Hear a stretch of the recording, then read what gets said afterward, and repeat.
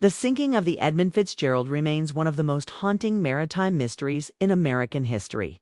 A massive ship, a fierce storm, and a crew of 29 men who vanished beneath the icy waters of Lake Superior, never to be seen again. But the question that has haunted families and fascinated investigators for nearly 50 years is this: why were the bodies of the Edmund Fitzgerald's crew never recovered? The truth, as it turns out, is far more chilling than anyone imagined.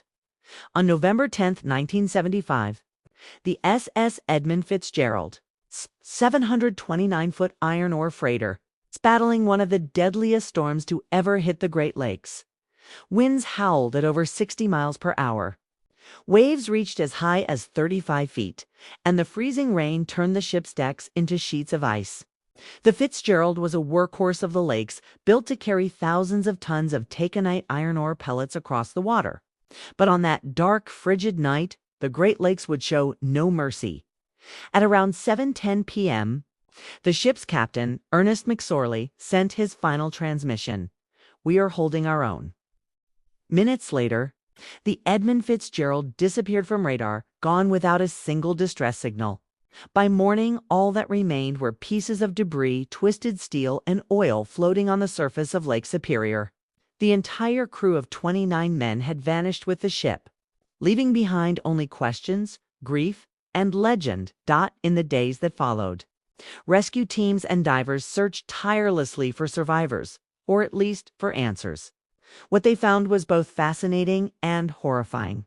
The ship had split in two and come to rest more than 500 feet below the surface, on the cold, pitch-black floor of Lake Superior. Yet, despite extensive searches and high-tech dives, not a single body was ever recovered. For decades, this fact has fueled speculation, conspiracy theories, and countless investigations. The first explanation lies in the nature of Lake Superior itself. Often called the graveyard of the Great Lakes, it's one of the coldest and most unpredictable bodies of water on Earth. At its depths, the temperature remains just above freezing cold enough to preserve wreckage, but also cold enough to prevent normal decomposition. However, the immense pressure and frigid conditions also create an eerie effect. Bodies that sink in those waters rarely, ever, resurface. Unlike in ocean environments, the cold stops bacteria from producing gases that make bodies float back up. In short, the men of the Edmund Fitzgerald likely remained trapped inside the ship's twisted metal tomb, perfectly preserved by the lake's icy grip. When divers first reached the wreck in the late 1970s, they confirmed this chilling possibility. Some claim to have seen remains still wearing life jackets entombed within the wreckage. The Canadian government later sealed the site as a protected gravesite out of respect for the men who perished there. Families requested that no further recovery efforts be made, that their loved ones rest undisturbed in the depths where they fell. But there's another layer to this haunting mystery. Many experts believe the Fitzgerald sank so fast that the crew had no chance to react, perhaps as little as 10 seconds before the ship hit the bottom. Some think a massive rogue wave tore open its hull. Others suspect structural weakness from years of strain. Whatever the cause, it was sudden, violent, and final. There was no time for distress calls, no time for escape.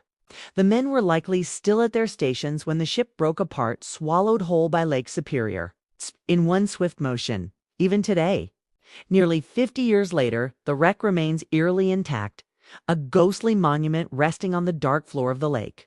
Every November 10th, families, historians, and sailors alike gather to ring a ship's bell 29 times, once for each man who never came home. The bodies of the Edmund Fitzgerald were never recovered because Lake Superior, in all its cold, crushing power, refused to give them back. The men remain there still, preserved in silence and darkness.